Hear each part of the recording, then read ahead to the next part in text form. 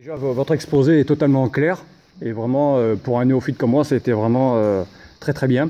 J'ai juste une question. Qu'est-ce que vous pensez des travaux de Jean-Pierre Petit avec sa théorie Janus? Parce que vous avez parlé de monsieur Soriot et à une époque il a travaillé avec ce monsieur et du coup...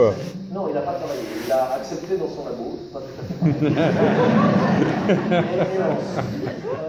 C'est complètement faux. Pendant toutes ces années où j'ai travaillé avec Soriot, on travaillait chez lui à son domicile et il était à la retraite et n'avait plus de laboratoire.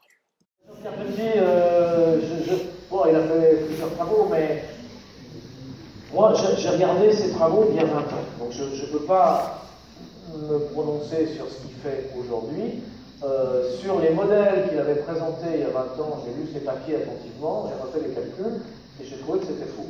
Donc c'était faux au point de vue des calculs. Donc j'ai trouvé que de toute façon son idée était bonne. Bon, il y avait des idées de masse négative et par exemple pour le problème de masse cachée, plutôt que de mettre une masse positive à l'intérieur, on met une masse négative à l'extérieur et ça a le même effet. Bon, très bien, ça c'est une très bonne idée.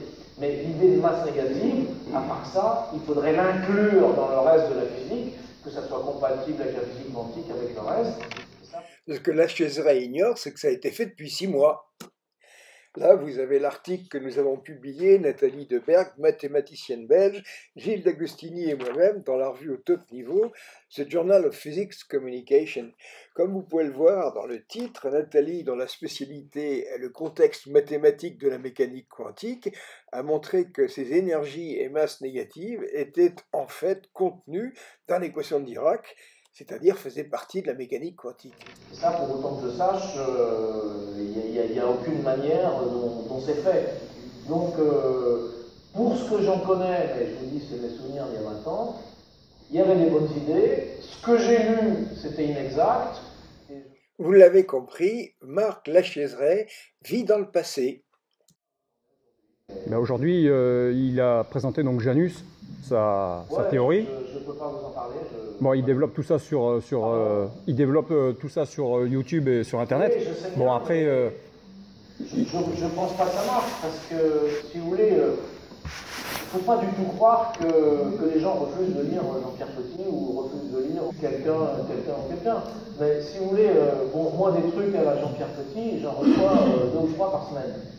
C'est-à-dire, je reçois 2 ou 3 théories qui expliquent tout, chaque semaine, par des gens qui sont quelquefois des ingénieurs, des anciens physiciens, ou quelquefois des médecins. Bon, on ne peut pas lire tout ça, Mais Jean-Pierre Petit, je peux vous dire qu'il a été lu par des comités de CNRS et tout.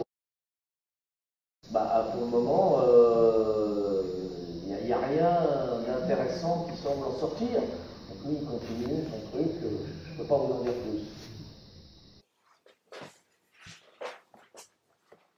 Conclusion.